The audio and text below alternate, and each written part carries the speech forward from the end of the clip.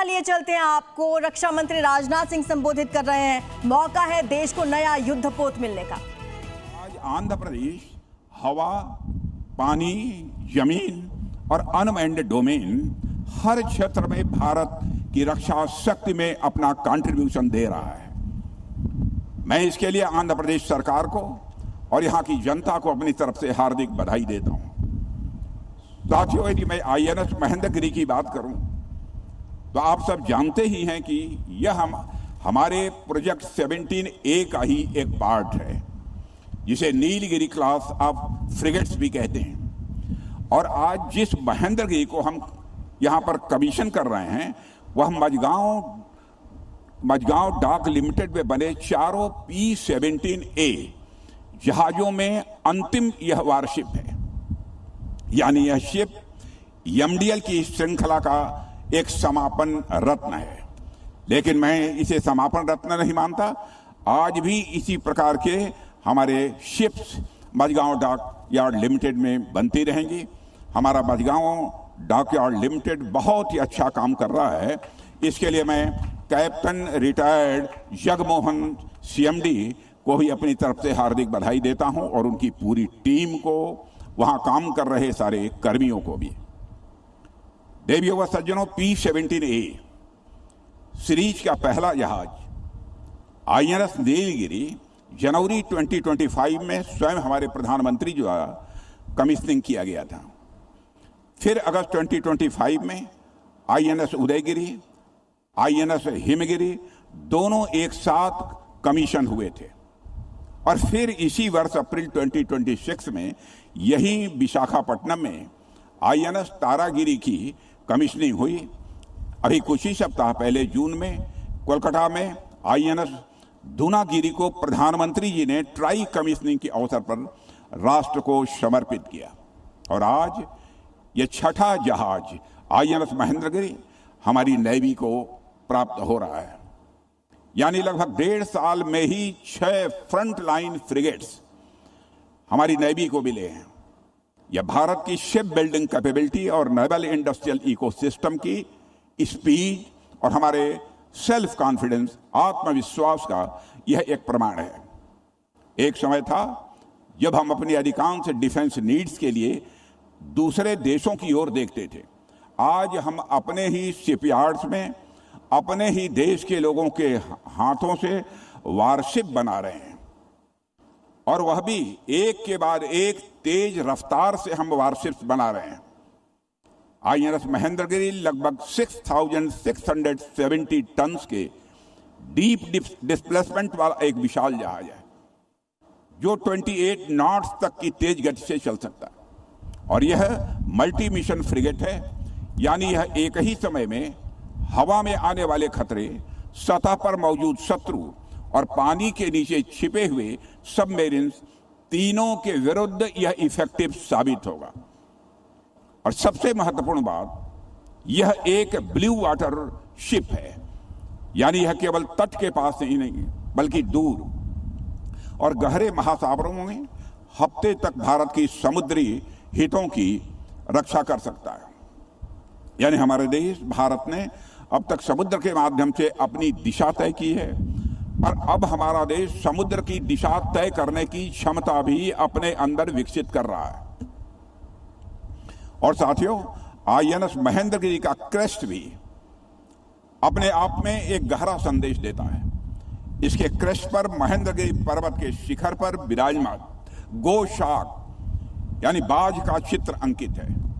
और यह गोशाक पक्षी अपनी तेज दृष्टि, अद्भुत धैर्य और सही समय पर निर्णायक प्रहार करने की क्षमता के लिए जाना जाता है।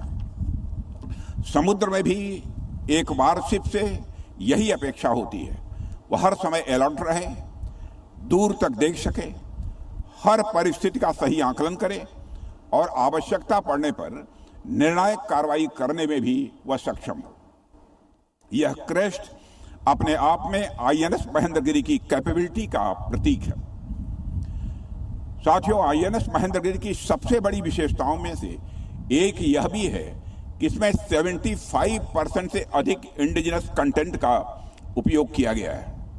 यह आंकड़ा भारत की डिजाइन कैपेबिलिटी, मैन्युफैक्चरिंग एक्सलेंस और डिफेंस इकोसिस्टम की बढ़ती हुई ताकत का यह प्रमाण है, ऐसा मैं मानता हूं। साथियों, आईएनएस महेंद्रगिरी में हमारे BrahMos surface to surface missile fit हो सकती हैं, जो दुनिया की सबसे तेज और सबसे घातक क्रूज मिसाइल्स में से एक है।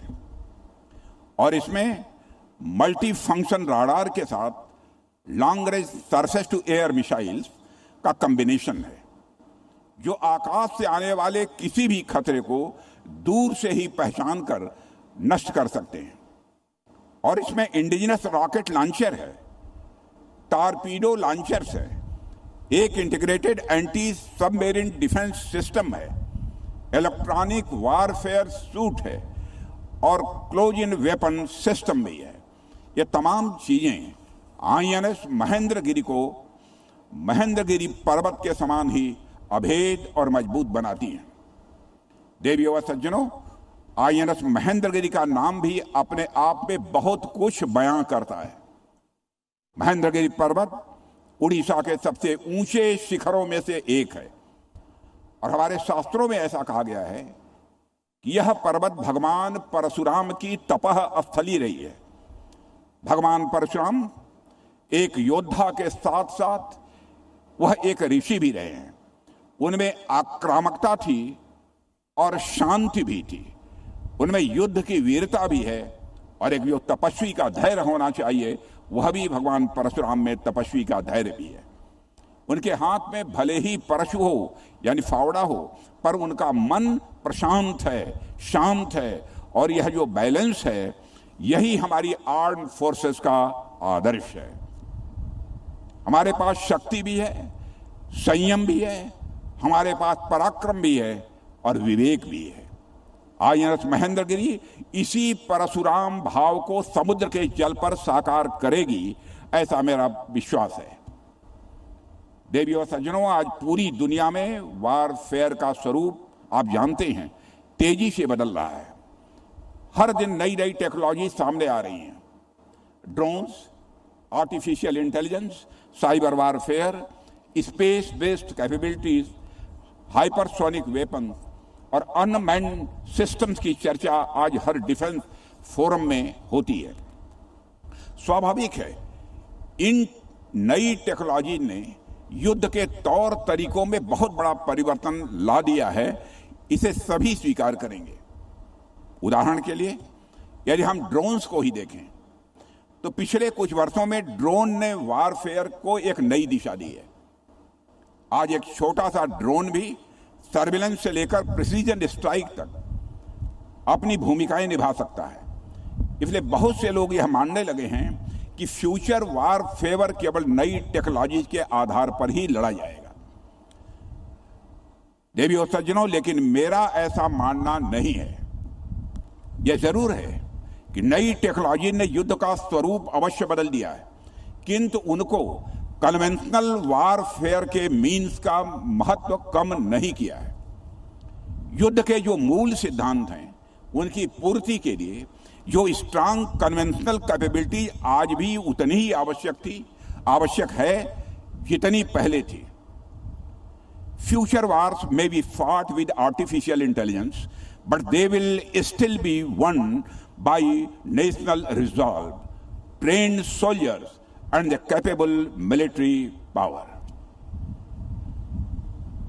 साथियों, मैं इसे ऐसे कहूंगा कि नई टेक्नोलॉजी और कन्वेंशनल प्लेटफॉर्म्स एक दूसरे के विरोधी नहीं हैं, बल्कि एक दूसरे को सप्लीमेंट करते हैं, एक दूसरे को पूरक हैं।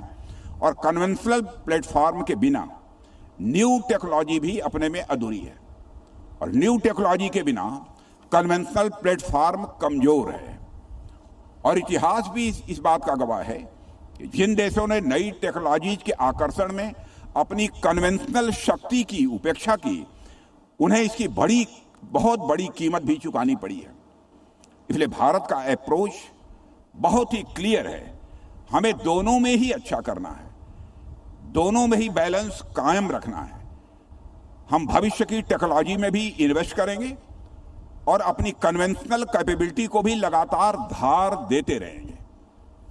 और आईएनएस महेंद्रगिरी इसी संकल्प का, इसी कमिटमेंट को का प्रतीक है। इन्हीं दोनों कमिटमेंट्स को यह सिंबलाइज करता है। साथियों, हमने हाल के समय में भी देखा है, जब देश की सुरक्षा पर बात आती है तो हमारी कन्वेंशनल और मॉडर्न दोनों क्षमताएं मिलकर कैसे एक साथ काम करती हैं। ऑपरेशन सिंदूर आपने अपने आप में इसका एक, मैं समझता हूं कि बहुत ही सटीक उदाहरण था। हमारी आर्म्ड फोर्सेज ने उस ऑपरेशन के दौरान यह दिखाया कि भारत अब न केवल अपनी रक्षा करने में, बल्कि आवश्यकता पड़ने पर निर्णायक उत्तर देने में और दुश्मनों का समूल नाश करने में भी पूरी तरह से सक्षम है। यह संदेश ऑपरेशन सिंदूर के माध्यम से गया है। और देवियों सज्जनों, आज जब हम एक वारशिप को अपने बेड़े में शामिल कर रहे हैं तो हमें यह भी समझना चाहिए कि हमारे लिए समुद्र का क्या महत्व है।